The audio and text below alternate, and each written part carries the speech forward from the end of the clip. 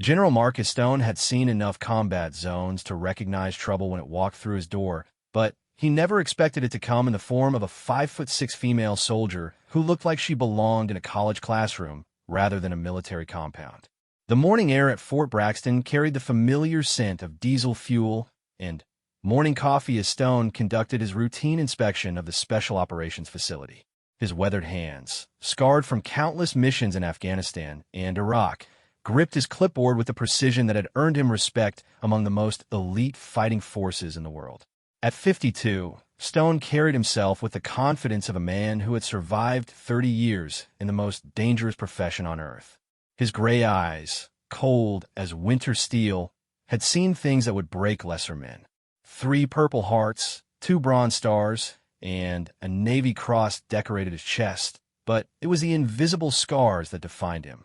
The nightmares from Kandahar, the friends lost in Fallujah, the weight of command decisions that sent young men to their deaths. These were the burdens that shaped every moment of his existence. The female soldier stood at the far end of the briefing room, her back turned to him as she examined a classified operations board. Her posture was wrong, too relaxed, too comfortable with material that should have made any normal soldier nervous. Her dark hair was pulled back in regulation style, but something about her presence fell off, like a discordant note in an otherwise perfect symphony. Stone approached with measured steps, his combat boots echoing against the polished concrete floor. The morning briefing had just concluded, and most personnel had cleared out, leaving only essential staff and this mysterious woman who had no business being there. According to his roster, no female personnel were assigned to this particular wing of the facility, especially not with the clearance level required to access the operational intelligence displayed on those boards. Soldier, Stone's voice carried the authority of 3 decades in command. Turn around and identify yourself. The woman didn't immediately comply. Instead, she continued studying the operational map of Syria, her finger tracing supply routes that were classified above top secret. Stone felt his jaw tighten. In his world, hesitation to follow direct orders was more than insubordination. It was a potential security threat. I said turn around, Stone repeated, his voice dropping to the dangerous whisper that had intimidated enemies and subordinates alike. Now, when she finally turned, Stone found himself looking into the most unusual eyes he had ever seen. They were dark brown, almost black, but there was something behind them that made his combat-trained instincts prickle with warning. She was young, maybe late 20s, with delicate features that belonged in a fashion magazine rather than a special operations facility. Yet there was something in her expression that suggested she had seen things that aged her beyond her years. "Sergeant Maya Chun," she said quietly, offering no salute, no sign of the respect his rank demanded. "I'm here on special assignment." Stone's blood pressure spiked. Special assignment or not, protocol was protocol, and this woman was treating him like a civilian. He had commanded men through some of the most dangerous operations in modern military history, and respect for the chain of command was non-negotiable. Special assignment? Stone stepped closer, his imposing 6'3" frame towering over her. From whose authority? I wasn't notified of any special assignments in my facility. Chin's expression remained unchanged, almost bored. That's above your clearance level, General. The words hit Stone like a physical blow. Above his clearance level? He held one of the highest security clearances in the military. He had planned operations that presidents weren't briefed on. He had seen intelligence that senators could only dream of accessing. No sergeant, regardless of her assignment, had clearance above his level. Listen carefully, Sergeant. Stone's voice was deadly quiet now. I don't know what game you think you're playing, but in my facility, you follow my rules. You show proper respect, you follow the chain of command, and you damn sure don't tell a general that anything is above his clearance level. Chun tilted her head slightly, studying him with the calm assessment of a predator evaluating prey. Your facility? She asked quietly. Are you certain about that, General Stone? Something in her tone sent ice through Stone's veins, but his pride overrode his caution. 30 years of military service, countless commendations, the respect of every fighting man in the service. He wasn't about to be dressed down by some mysterious sergeant with an attitude problem. "Stand at attention, soldier," Stone commanded. "You're going to learn some respect, starting right now." Chen remained motionless, her dark eyes never leaving his face. "I wouldn't do that if I were you, General." The warning in her voice was subtle, but unmistakable. Stone had heard similar tones from enemy combatants moments before they triggered explosive devices or drew hidden weapons. But this was his base, his territory, his command. He wasn't about to be intimidated by a woman who probably hadn't seen real combat. "That's it," Stone said, his hand moving toward her shoulder. "You're coming with me to—" The slap came without warning, a sharp crack that echoed through the briefing room like a gunshot. Stone's palms stung from the impact, and a red mark immediately bloomed across Chen's left cheek. For a moment, time seemed frozen. The general stood there, breathing hard, his hand still raised, while the woman he had just struck looked at him with an expression that had transformed from mild annoyance to something far more dangerous. Chen slowly raised her own hand to her cheek, feeling the heat of the mark his palm had left. When she spoke, her voice was soft, almost conversational. "That was a mistake, General." Stone realized too late that something fundamental had just shifted. The woman standing before him was no longer the insubordinate sergeant he thought he was disciplining. The mask had slipped, and what he saw underneath made his combat-trained instinct scream danger. Chen's posture changed subtly. Her weight shifted to the balls of her feet, her shoulders squared, and her hands moved to positions that suggested she knew exactly how to use them as weapons. More importantly, her eyes had gone completely cold, like looking into the depths of Arctic water. "Who are you?" Stone demanded, his own hand moving instinctively toward the sidearm holstered at his hip. "Someone you really shouldn't have hit," Chen replied calmly. She reached into her jacket pocket and withdrew a small device that looked like a satellite phone. "Control, this is Ghost 7. The package has been compromised. Initiate containment protocol." Stone's blood turned to ice. Ghost 7 wasn't a designation he recognized from any standard military unit, but he had heard whispers in the corridors of power about operators who didn't officially exist. Black budget programs that answered directly to officials whose names appeared on no organizational charts. Soldiers who were trained to eliminate threats to national security without leaving traces. "Control confirms," Chun continued into the device. "General Marcus Stone, Fort Braxton Facility Commander. Facial recognition confirms identity. Criminal record clean. Military record exemplary. Current threat assessment minimal." "Wait," Stone said, his voice hoarse. "What the hell is going on here?" Chin pocketed the device and looked at him with something that might have been pity. "General, you've just struck a federal operative engaged in a classified mission of national importance. Technically, that makes you guilty of assault on a federal officer and obstruction of a classified operation." Stone felt the room spinning around him. "That's impossible. I would have been briefed on any federal operations in my facility." "No, General, you wouldn't have been." Chin's voice was patient, like a teacher explaining something obvious to a slow student. "Because this facility doesn't actually belong to you. It belongs to us. You've been commanding a front operation designed to provide cover for activities that you don't have the clearance to know about." The implications hit Stone like a physical blow. Everything he thought he knew about his command, his authority, his place in the military hierarchy was crumbling around him. "That's not possible," he repeated weakly. Chun walked over to the classified operations board that had started this entire confrontation.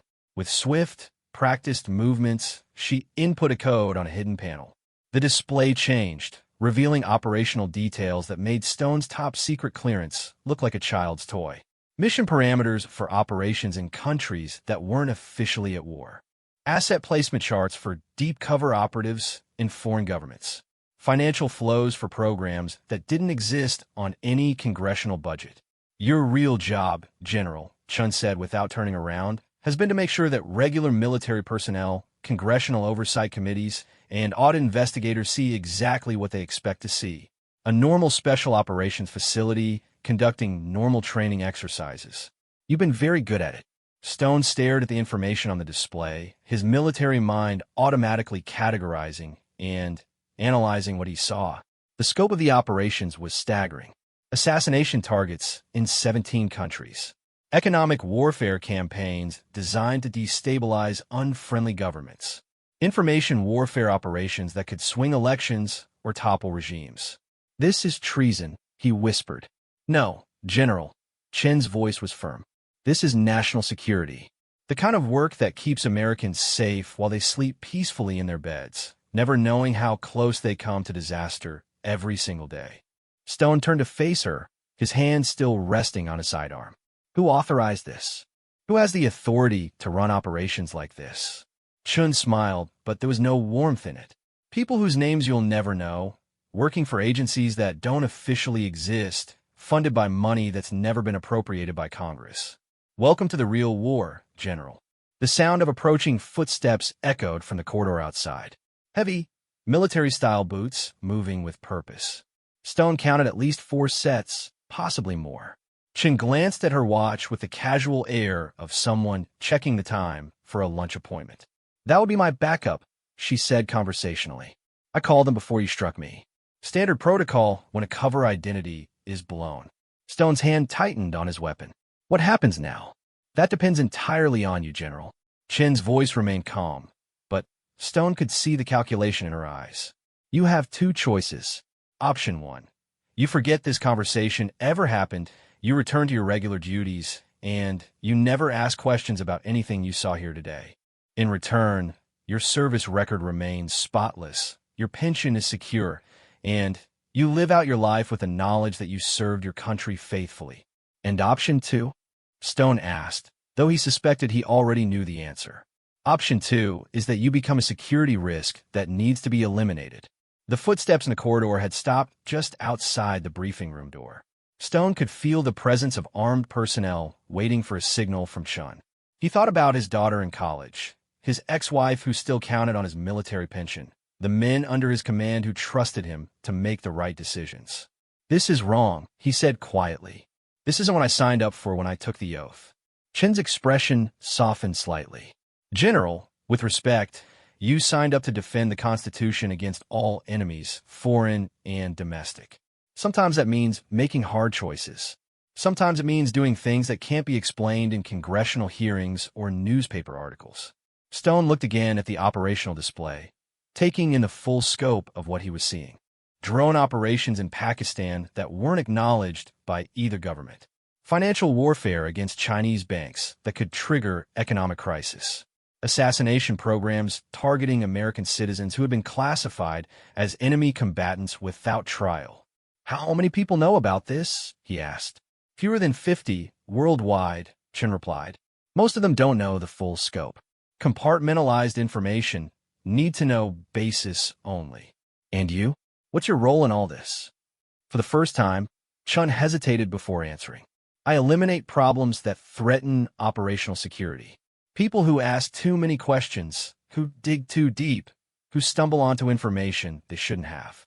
I make them disappear. Stone felt sweat beading on his forehead despite the air conditioning. How many? That's classified above your clearance level, General. The phrase that had started this confrontation now carried a weight of menace that made Stone's stomach churn.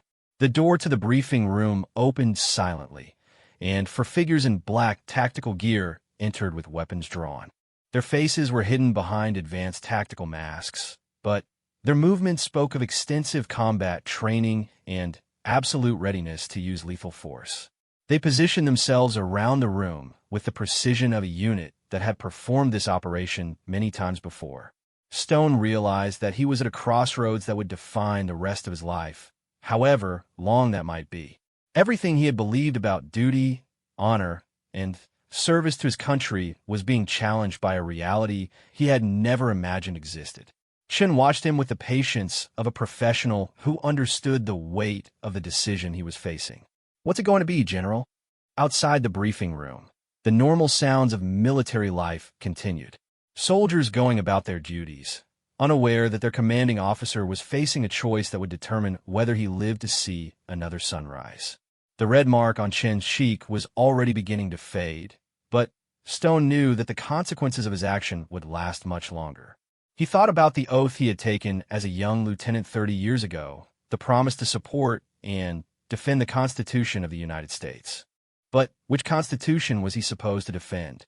The public document that guaranteed rights and freedoms, or the shadow version that apparently authorized assassination and illegal warfare in the name of national security? Chen's device chirped softly, and she glanced at it with the casual attention of someone checking a text message. Control wants a status update, General. I need your decision now. Stone's hand slowly moved away from his sidearm, a gesture that spoke volumes to the trained operatives surrounding him. But his eyes never left Chen's face as he wrestled with a decision that violated everything he had believed about military service and moral clarity. The four tactical operators remained motionless, their weapons trained on him with the steady precision of professionals who had no emotional investment in whether he lived or died. I need to understand something first, Stone said quietly. If I choose option 1, how many more people die because I stay silent? Chen tilted her head, studying him with renewed interest. It wasn't the question she had expected from a career military officer facing his own mortality. That's a complicated question, General.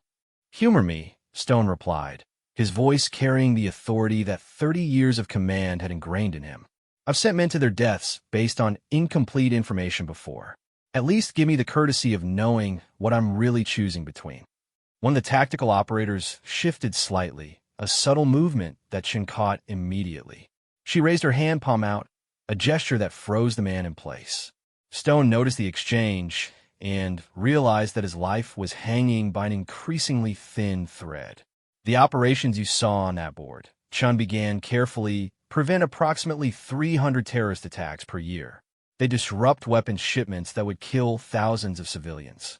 They eliminate financial networks that fund operations designed to destroy American infrastructure. Every assassination prevents a larger catastrophe. Stone absorbed this information with the analytical mind that had made him one of the military's most effective strategic planners. And the American citizens on the target list? What's their crime? They're selling military secrets to foreign governments, Chen replied without hesitation. They're providing financial support to organizations that target American civilians. They're planning attacks on domestic soil that would make September 11th look like a minor incident. According to whose intelligence? According to intelligence gathered by people like me, processed by analysts who've spent their entire careers identifying genuine threats to national security and verified through multiple independent sources. Stone walked slowly toward the classified display, his movements careful and deliberate to avoid triggering a violent response from the tactical team. The information scrolled past in categories that made his stomach churn: foreign assassination, domestic elimination, economic warfare, information operations. Each category contained dozens of ongoing operations. This is judge, jury, and executioner, Stone said quietly. No trials, no apeaus, no constitucional protections. Constitutional protections are a luxury that we can't afford when dealing with people who want to destroy the Constitution entirely, Chen replied. Would you rather we let them operate freely while we gather evidence for trials that might never happen? Stone stopped in front of a specific entry on the domestic elimination list. The target was Dr. Sarah Martinez, a nuclear physicist at Los Alamos. According to the file, she was suspected of selling classified information about America's nuclear weapons program to Iranian intelligence services. The evidence included financial transactions, communication intercepts, and behavioral analysis. What if you're wrong about her? Stone asked, pointing at Dr. Martinez's file. We're not wrong, Chen said firmly. The evidence is conclusive. But what if you are? Stone pressed. What if Dr. Martinez is innocent, and you kill her based on circumstantial evidence? Chen was quiet for a long moment. When she spoke, her voice carried a weight that suggested she had wrestled with this question before. Then we make a terrible mistake, and an innocent person dies. But if we're right, and we do nothing, then Iran gets nuclear weapons technology that kills millions of people. Stone turned to face her fully, his gray eyes searching her face for any sign of doubt or uncertainty. How do you live with that kind of responsibility? The same way you live with sending soldiers into combat, Chen replied. You make the best decision you can with the information available, and you accept the consequences. The parallel hit Stone harder than he expected. He thought about Lieutenant Morrison, barely 22 years old, who had died in his arms after an IED explosion in Afghanistan. Stone had sent Morrison's squad into that neighborhood based on intelligence that had proven to be outdated. The weight of that decision had haunted him for 8 years. "There's a difference," Stone said quietly. "Morrison knew the risks when he enlisted. Dr. Martinez doesn't even know she's a target. Dr. Martinez knew the risks when she decided to sell nuclear secrets to a foreign government." Chun countered. "Every choice has consequences, General." Stone's satellite phone buzzed with an incoming message. He glanced at Chun, who nodded permission for him to check it. The message was from his deputy commander. "General, Senator Williams is here for an unscheduled inspection. He's asking specific questions about classified operations, requesting immediate guidance." Stone felt ice form in his stomach. Senator Williams chaired the Senate Intelligence Committee and had been pushing for increased oversight of special operations programs. If Williams was here asking about classified operations, it meant someone had leaked information about activities that were supposed to be invisible to congressional oversight. Chin noticed the change in Stone's expression and stepped closer. "Problem, General?" Stone showed her the phone. Chin's reaction was immediate and telling. Her casual demeanor disappeared, replaced by the focused intensity of a predator that had just detected a threat. She activated her communication device again. "Control, this is Ghost 7. We have a congressional oversight situation. Senator Williams is on site asking about classified operations, requesting immediate tactical guidance." The response came within seconds. "Ghost 7, initiate full containment protocol. All personnel in the facility are now considered compromised. Eliminate all witnesses and prepare for site sterilization." Stone heard the communication clearly, and the implications hit him like a physical blow. Site sterilization was military jargon for destroying all evidence of an operation, which in this case would include eliminating everyone who had been exposed to classified information. "You're going to kill everyone on this base," Stone said, his voice barely above a whisper. "Not everyone," Chin corrected. "Only those who pose a security risk.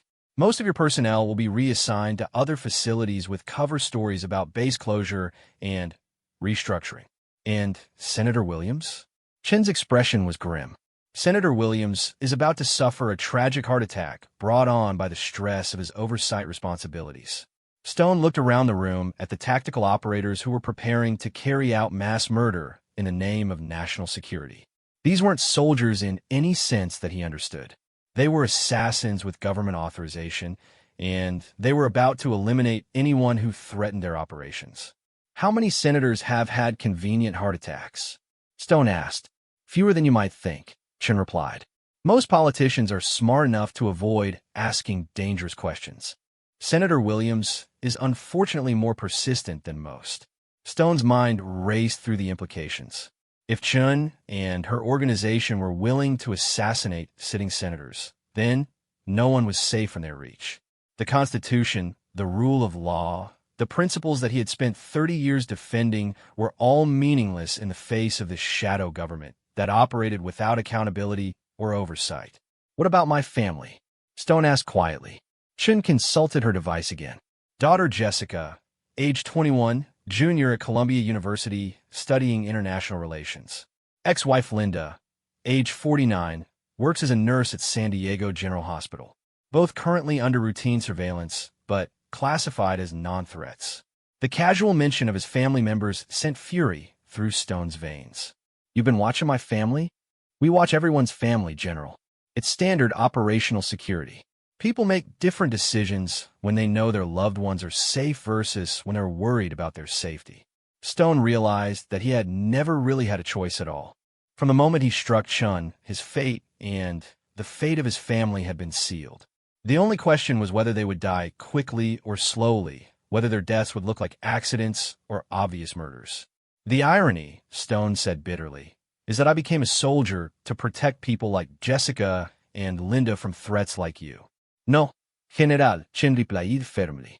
"You became a soldier to protect people like Jessica and Linda from threats like the terrorist cells we eliminate, the foreign intelligence services we disrupt, and the weapons programs we shut down. We're the shield that stands between your family and the people who would destroy everything you love. Stone walked over to the window that looked out over the training grounds where young soldiers were practicing combat maneuvers. They moved with the confidence of people who believed they were serving a noble cause, protecting American values and freedoms. None of them knew that their commanding officer was being forced to choose between his own life and his principles. Those soldiers out there, Stone said, what do they think they're fighting for? The same thing you thought you were fighting for, Chen replied. Freedom, democracy, the American way of life. The only difference is that now you know the price of preserving those things. Stone's satellite phone buzzed again. This time the message was from his communications officer.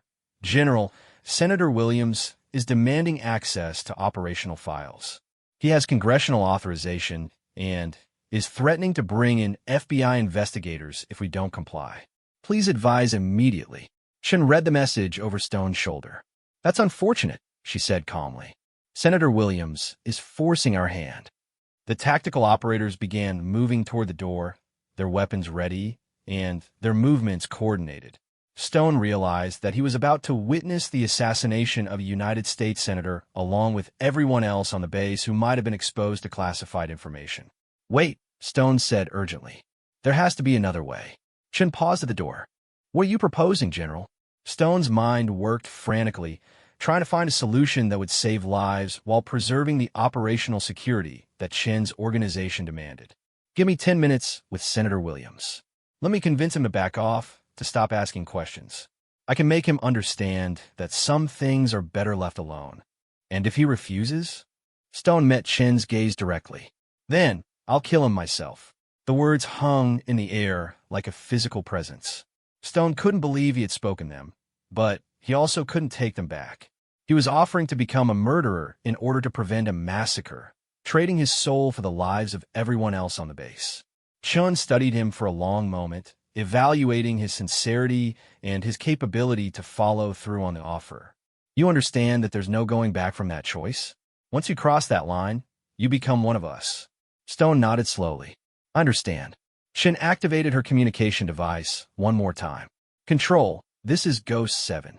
Requesting permission to use General Stone as an asset for Williams' elimination. He has offered to handle the problem personally. The response came after what felt like an eternity. Ghost 7, permission granted. General Stone is authorized for asset recruitment. If he fails to eliminate the target within 10 minutes, initiate full containment protocol. Chen turned back to Stone with an expression that might have been respect. Congratulations, General. You just became a Black Ops operative. She handed him a small device that looked like a pen, but felt heavier than it should have. Hydrogen cyanide delivery system, she explained clinically. Press the button on the side, and it releases an aerosol that causes immediate cardiac arrest. Death appears to be from natural causes, and the compound breaks down within minutes, leaving no trace. Stone stared at the device in his palm, realizing that he was holding the means to commit the perfect murder. All he had to do was walk into a room with a sitting United States senator and release a poison gas that would kill the man within seconds. What if I can convince him without using this? Stone asked. Then, everyone lives, and Senator Williams gets to continue his career with a better understanding of the limits of congressional oversight, Chen replied. But if he insists on pursuing classified information that threatens operational security, you know what you have to do. Stone pocketed the device and walked toward the door, each step taking him further from the man he had been and closer to becoming something he had never imagined. The tactical operators stepped aside to let him pass, but he could feel their eyes on him, evaluating his resolve and his likelihood of success. General, Chen called after him. Remember that Senator Williams isn't just one man. He represents a threat to operations that save thousands of lives. Whatever you're about to do, you're doing it to protect innocent people from threats they'll never even know existed. Stone paused at the door without turning around. And who protects them from us? No one, General. That's why we have to be very, very careful about who we trust. Stone walked out into the corridor, knowing that the next 10 minutes would determine not just Senator Williams' fate, but the fate of everyone on the base and possibly his own family. He could hear Chen's team moving behind him, taking positions that would allow them to observe his meeting with the senator while remaining ready to implement the containment protocol if he failed. As he walked toward the administrative building where Senator Williams was waiting, Stone reflected on the oath he had taken 30 years ago. He had sworn to support and defend the Constitution against all enemies, foreign and domestic. Now he was being asked to become a domestic enemy of that same Constitution in order to protect it from threats that operated in the shadows. The weight of the poison device in his pocket seemed to grow heavier with each step, a constant reminder of the choice he had made and the line he was about to cross. By the time he reached Senator Williams' location, General Marcus Stone would either be a murderer or a dead man, and possibly both. Stone found Senator Williams in the facility's main conference room, surrounded by 3 staffers and a stack of classified documents that shouldn't have existed according to official records. The senator was a tall, distinguished man in his early 60s with silver hair and the kind of penetrating stare that had made him legendary in congressional hearings. Stone had met him twice before Pentagon briefings, and both times he had been impressed by Williams' grasp of complex military issues and his unwillingness to accept evasive answers. General Stone. Williams looked up as Stone entered the room. "I'm glad you're here. I have some very serious questions about operations being conducted at this facility." Stone felt the weight of the poison device in his pocket as he closed the door behind him. Through the conference room's windows, he could see Chen's tactical team taking positions in the courtyard outside. They moved with the casual efficiency of people who had done this many times before, disguised as routine maintenance workers and security patrols. "Senator, I understand you have concerns," Stone said, trying to keep his voice steady. "Perhaps we could discuss them privately?" Williams glanced at his staffers, then nodded toward the door. "Give us 10 minutes, he told them. Stone noticed that the senator didn't dismiss his people entirely, just moved them out of earshot. Williams was too experienced to put himself in a completely vulnerable position. When they were alone, Williams leaned forward across the conference table. "General, I've been receiving reports about activities at this facility that don't match any authorized operations in the congressional budget. Ghost units, black operations, assassination programs targeting American citizens. I need to know what's really going on here." Stone sat down across from Williams, his mind racing through possible approaches. He could try to convince the senator that he was mistaken, that the reports were fabricated or exaggerated. He could attempt to explain the necessity of the operations without revealing their full scope. Or he could reach into his pocket and murder a United States senator in cold blood. "Senator," Stone began carefully, "some operations require a level of secrecy that makes traditional oversight difficult. I'm sure you understand the need for compartmentalized information when dealing with national security threats." Williams' expression hardened. "Don't patronize me, General. I've been on the Intelligence Committee for 12 years. I know the difference between legitimate classified operations and illegal activities that violate congressional oversight requirements. What I'm seeing here goes far beyond anything that's been authorized by Congress or the executive branch." Stone felt sweat forming on his forehead despite the air conditioning. Williams clearly had more information than Chen's organization realized. Someone had been feeding the senator detailed intelligence about operations that were supposed to be completely invisible to congressional oversight. "What specific information have you received, Senator?" Stone asked. Williams opened a file folder and withdrew a series of photographs that made Stone's blood run cold. They showed Chen entering and leaving various locations around the world, always shortly before high-profile accidents or deaths. A Russian oligarch who had fallen from his hotel balcony. A Chinese intelligence officer who had suffered a fatal heart attack. An American defense contractor who had died in a car accident after selling secrets to North Korea. This woman, Williams tapped Chen's photograph, has been present at 17 accidental deaths in the past 2 years. All of the victims have been flagged as security risks by intelligence agencies. I have airline records, hotel receipts, and surveillance footage placing her at every location within 24 hours of each death. Stone stared at the photographs, realizing that Williams had assembled a case that could expose Chen's entire operation.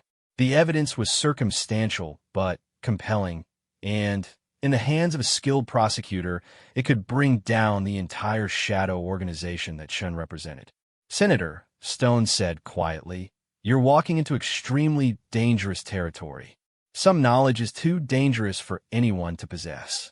Williams leaned back in his chair, studying Stone with the shrewd assessment of a man who had spent his career reading people's motivations. Is that a threat, General? It's a warning, Stone replied.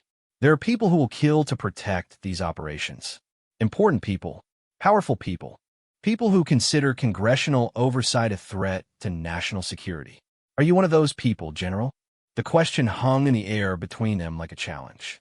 Stone could feel the seconds ticking away, knowing that Chen's team was monitoring the conversation and preparing to move if he failed to eliminate the threat that Williams represented.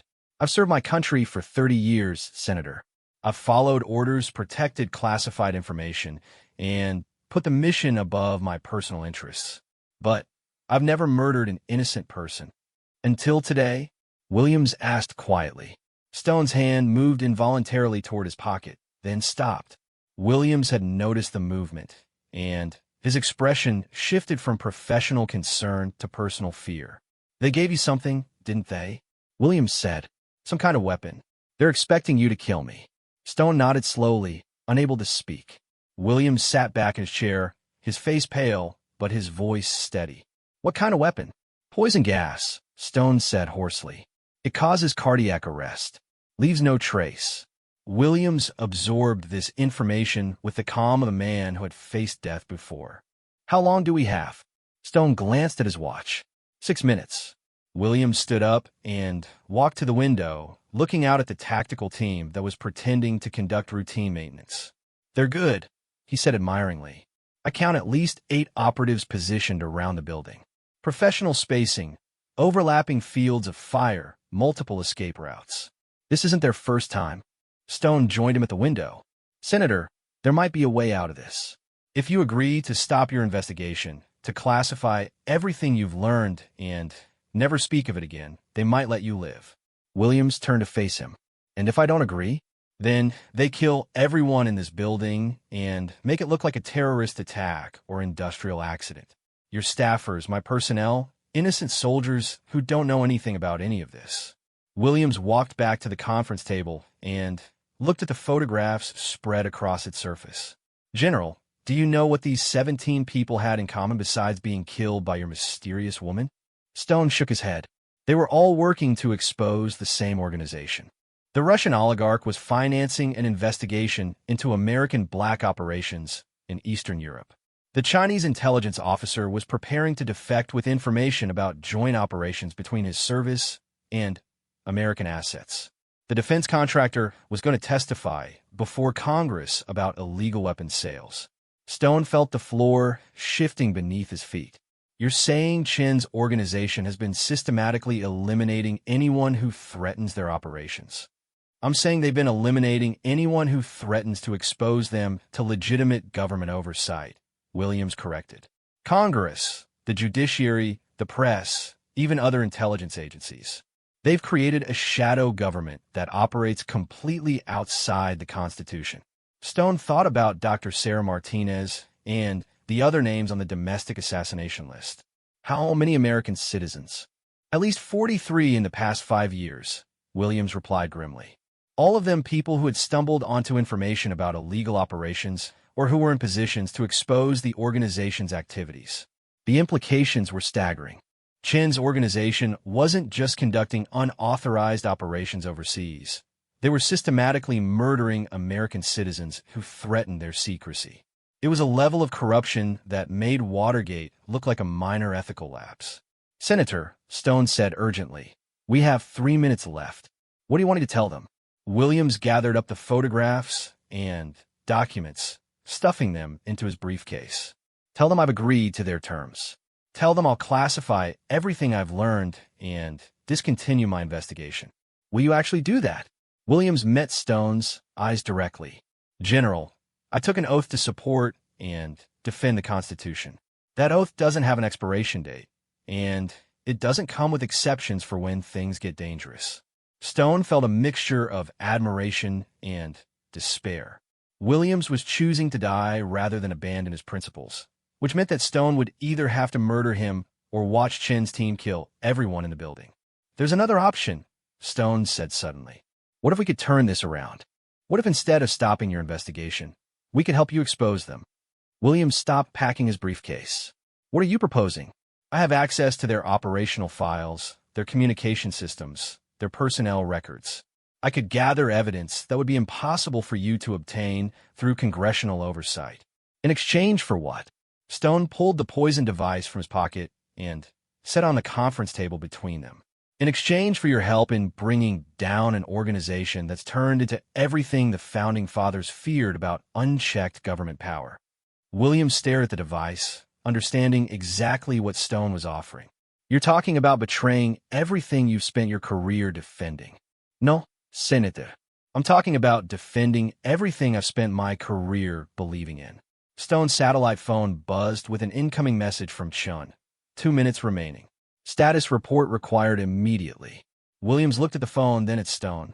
"If we do this, they'll hunt us for the rest of our lives. They'll go after our families, our friends, anyone who's ever been close to us. They're already watching my daughter and ex-wife," Stone replied. "At least this way, we might be able to stop them before they decide my family represents a security risk." Williams nodded slowly. "What do you need from me?" Stone activated his phone and typed a response to Chun. "Senator Williams has agreed to terminate his investigation. He understands the consequences of pursuing classified information. Problem resolved." The response came within seconds. Confirmed. "General Stone has successfully completed asset recruitment. Welcome to the organization." Williams read the message over Stone's shoulder. "They think you've joined them?" "For now," Stone replied. "It gives us access to their systems and some time to build a case against them." Williams extended his hand to Stone. "General, I hope you understand what we're getting into." Stone shook the senator's hand, feeling the weight of the decision they had just made. "Senator, I stopped understanding anything about an hour ago. But I know the difference between right and wrong, and what they're doing is wrong."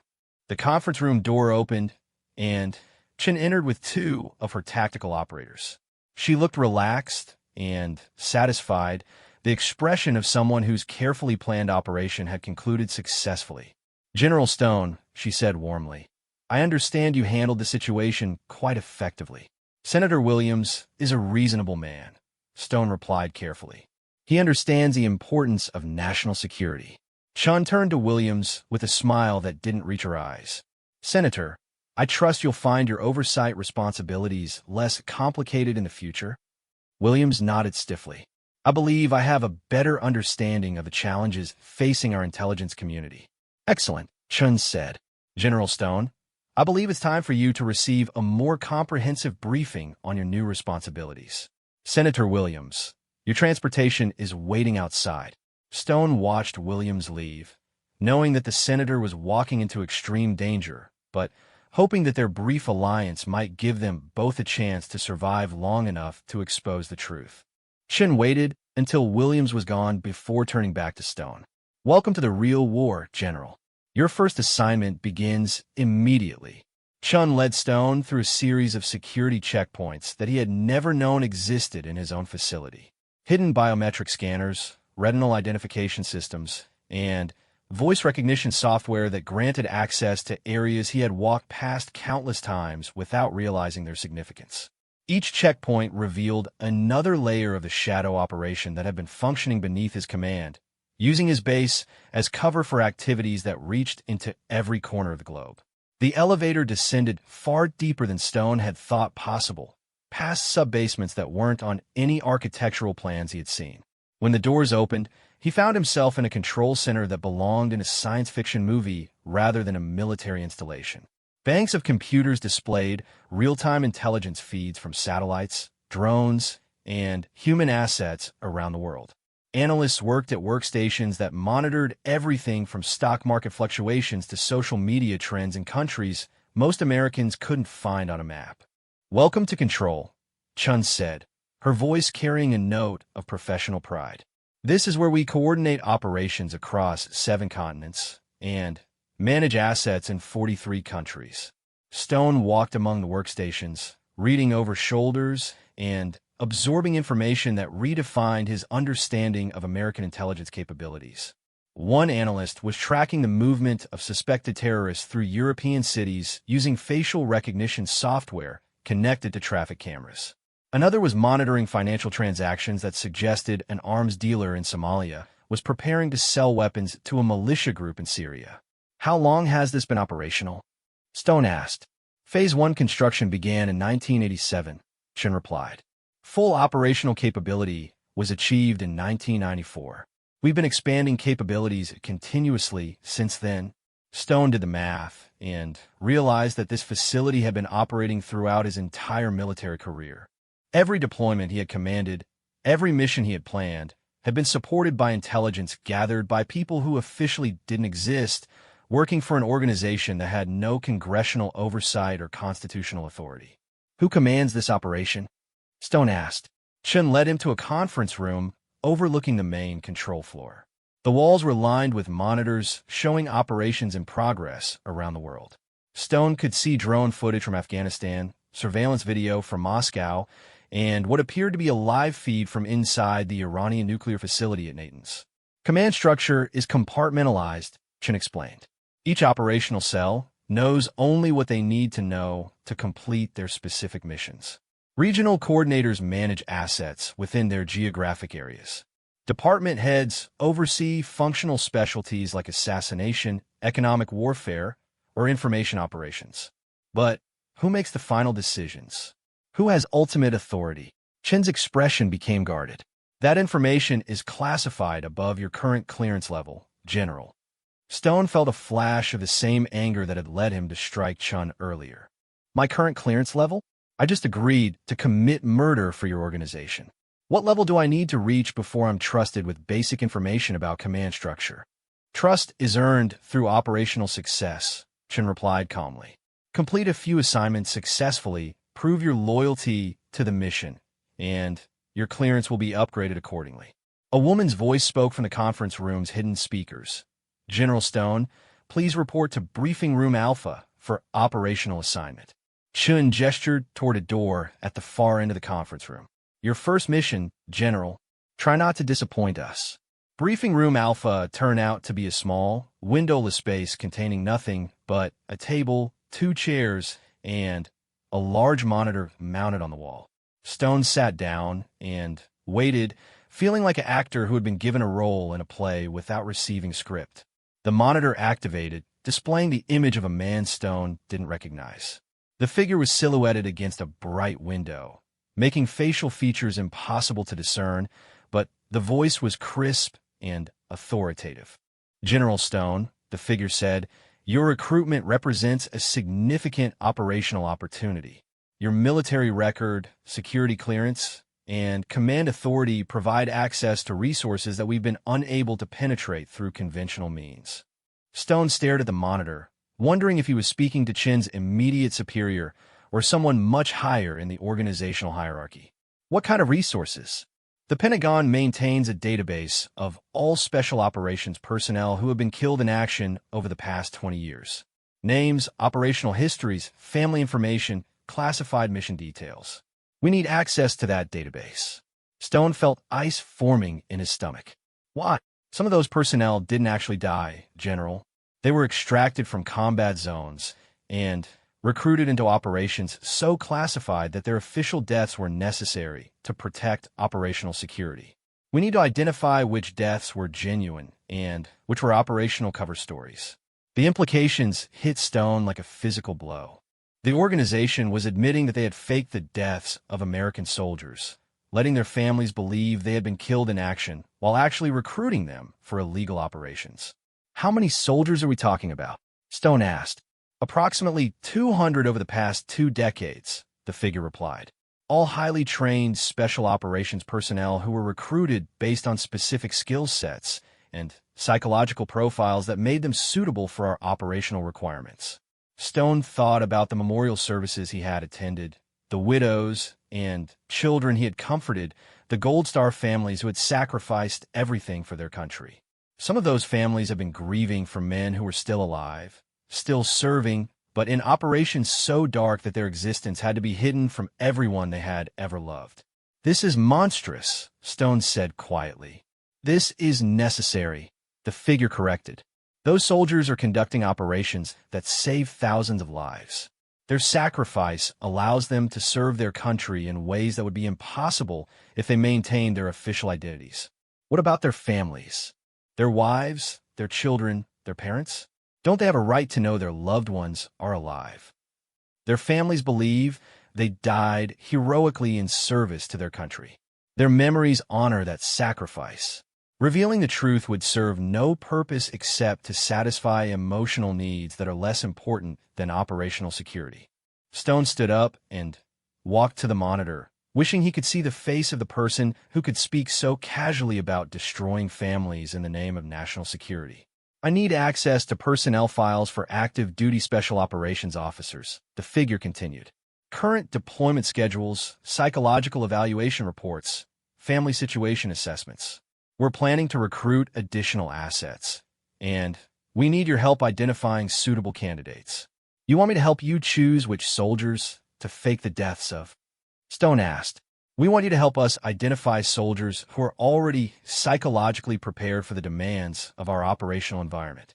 Men who have demonstrated exceptional skill under pressure, who have minimal family attachments that would complicate their transition to black operations, and who have shown the ability to operate independently without traditional command support." Stone realized that he was being asked to become a recruiter for an organization that was systematically kidnapping American soldiers and forcing their families to believe they were dead. The moral implications were staggering, but he also knew that refusing the assignment would likely result in his own death and the elimination of everyone who might have been exposed to classified information. "How long do I have to provide this information?" Stone asked. 72 hours, the figure replied. "The file should be transmitted to the secure server that Agent Chun will provide access to. Any attempt to compromise this operation will result in immediate termination of your assets and your family members." The monitor went black, leaving Stone alone in the briefing room with the weight of an impossible decision. He could comply with the assignment and become complicit in the kidnapping and psychological torture of American soldiers and their families. Or he could refuse and watch everyone he cared about die as a consequence of his moral stance. Chen entered the briefing room a few minutes later, carrying a secure tablet computer and a set of access codes written on a piece of paper that would self-destruct if exposed to air for more than 10 minutes. "The server access information," she said, setting the materials on the table. "The database query interface is fairly intuitive, but I'll be available if you need technical assistance." Stone looked at the tablet, knowing that using it would make him an active participant in one of the most morally corrupt operations he had ever encountered. "Chun, how many families are grieving for men who are still alive?" Chen's expression softened slightly, revealing a hint of the person she might have been before joining this organization.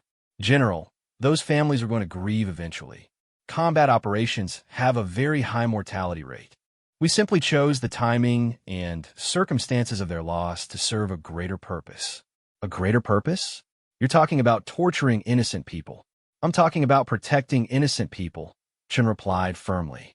"Every one of those soldiers is conducting operations that prevent terrorist attacks, disrupt weapons proliferation, or eliminate threats to American security. Their families' emotional pain serves a strategic purpose." Stone picked up the tablet and felt its weight in his hands. Such a small device, but using it would cross a line that could never be uncrossed. "What happens if I refuse?" "Then you join Senator Williams on the list of people who know too much to be allowed to live," Chun said matter-of-factly, "along with your daughter Jessica and your ex-wife Linda." The casual mention of his family members' names sent rage through Stone's veins. "You're threatening my family?" "I'm explaining operational necessities," Chen corrected. "Your family members become security risks the moment you refuse to cooperate. It's not personal, General. It's simply how operational security requirements work."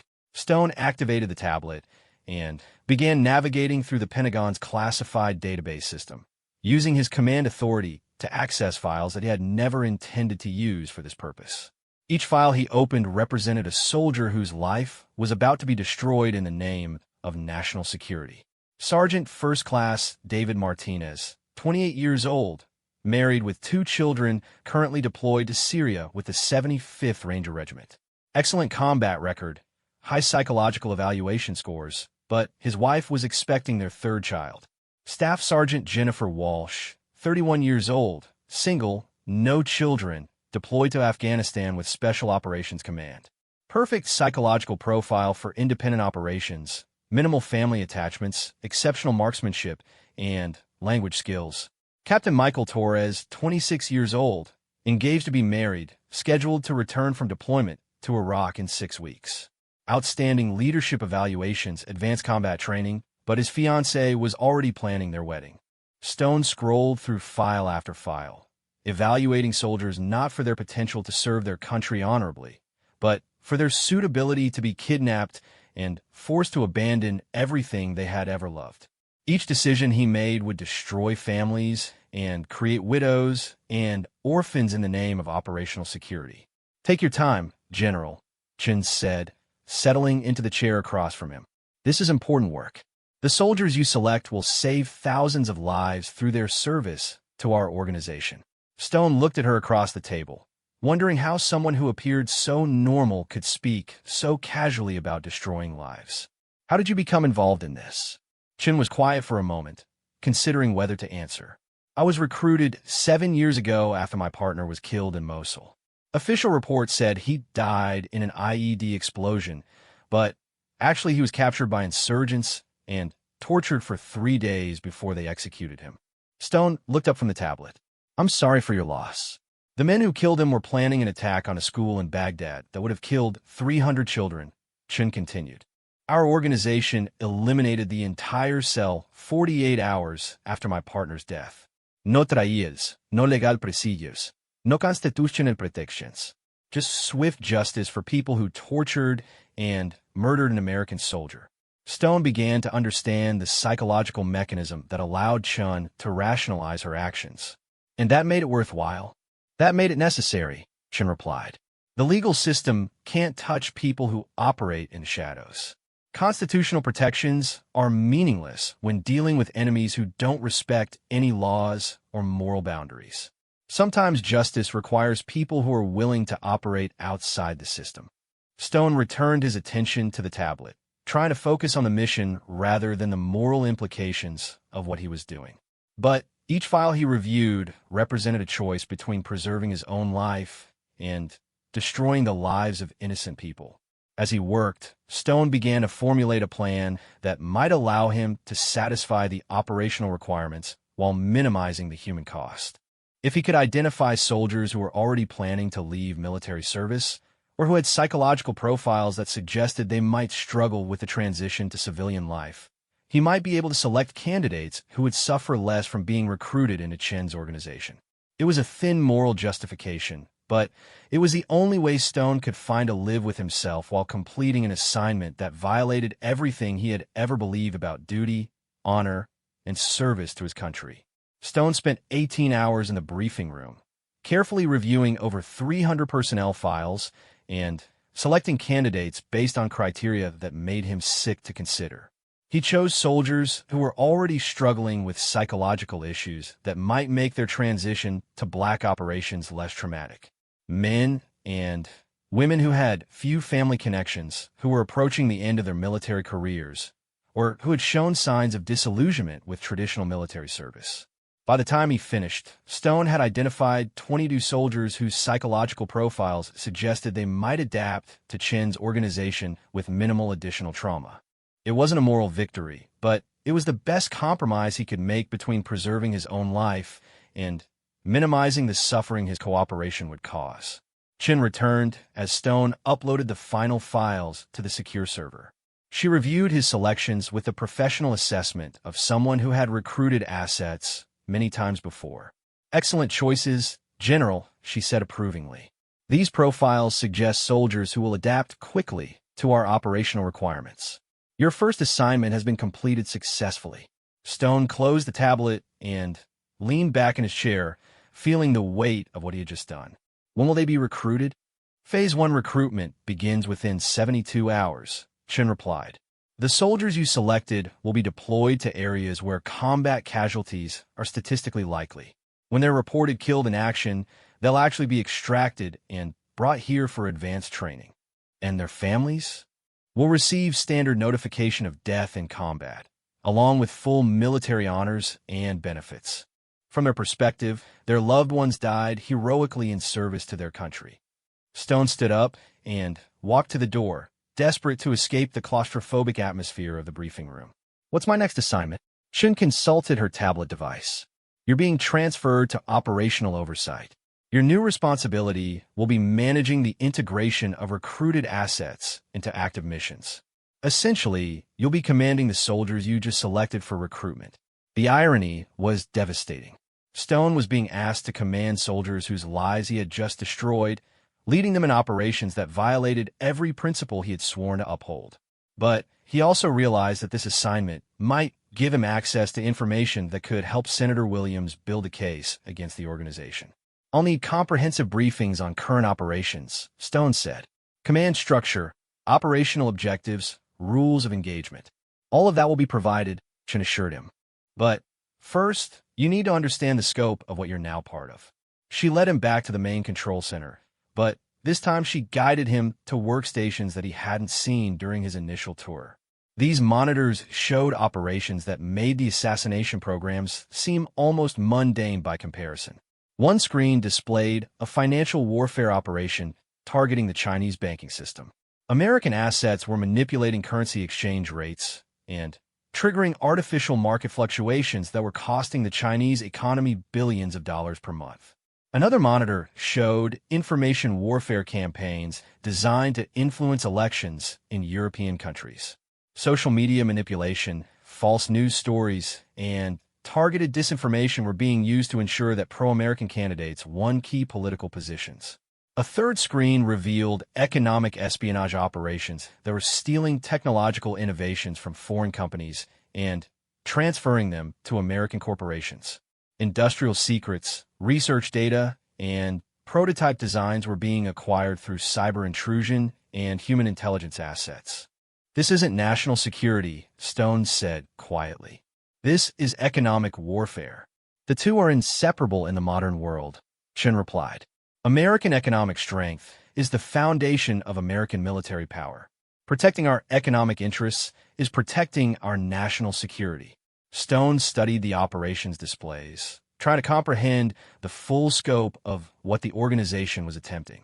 They were essentially conducting undeclared war against every major economic competitor, using methods that violated international law and American constitutional principles.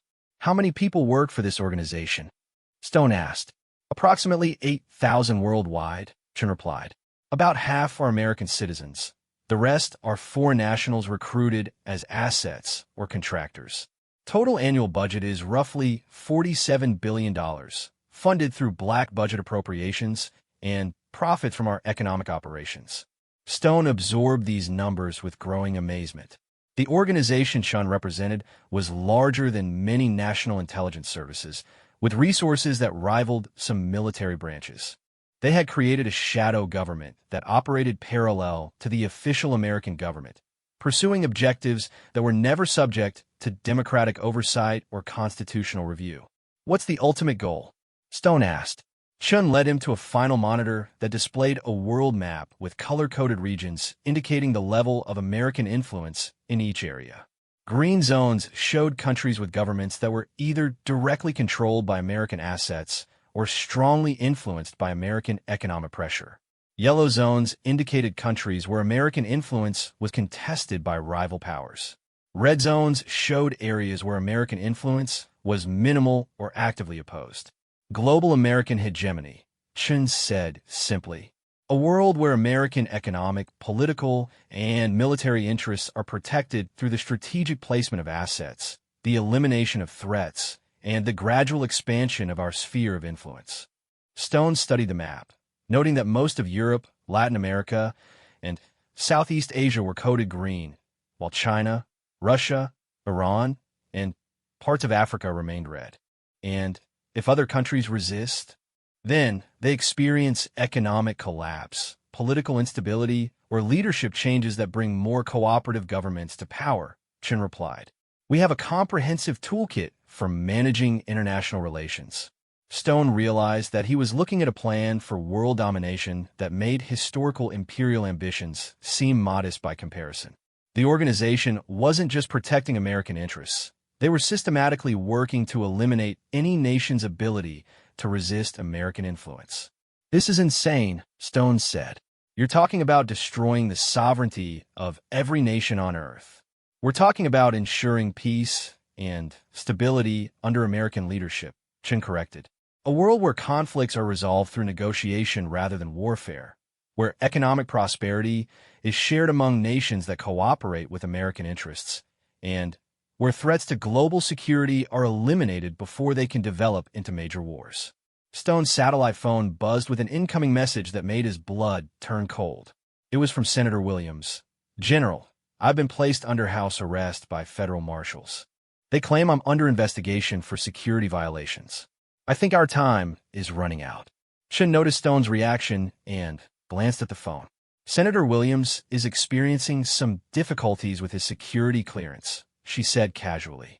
Nothing that can't be resolved if he continues to cooperate with operational security requirements.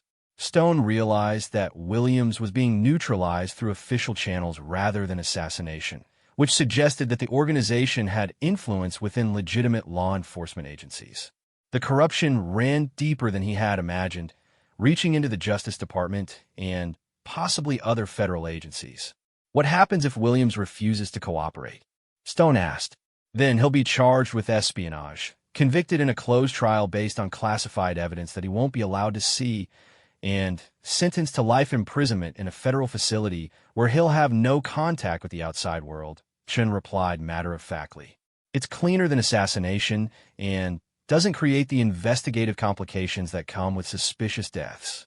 Stone felt the walls closing in around him. The organization had multiple methods for eliminating threats, and they had infiltrated the official government deeply enough to use legal procedures as weapons against their enemies. Fighting them would require resources and allies that he didn't possess. I need to contact my family, Stone said. Let them know I'm safe. Chen handed him a secure phone. You can make one call, monitored for security purposes. Keep it brief, and don't discuss anything related to your new assignment. Stone dialed his daughter's number with trembling fingers. Jessica answered on the second ring, and the sound of her voice nearly broke his emotional control. Dad, where have you been? I've been trying to reach you for 2 days. I am sorry, sweetheart. I've been involved in a classified operation. Everything's fine. Are you sure? You sound strange. Stone closed his eyes, trying to memorize the sound of his daughter's voice. I'm Fine. Jessica, I need you to know how proud I am of you. How much I love you. Dad, you're scaring me. What's going on? Nothing's going on. I just wanted to hear your voice. Take care of yourself. And remember that everything I've ever done has been to protect you and your mother. Stone ended the call before Jessica could ask more questions, knowing that it might be the last time he ever spoke to his daughter. Chen took the phone back with the efficient movement of someone who had conducted similar conversations many times before. Your family is safe as long as you continue to perform your duties effectively, Chen assured him. General, you need to understand that joining our organization isn't a temporary assignment. This is your life now.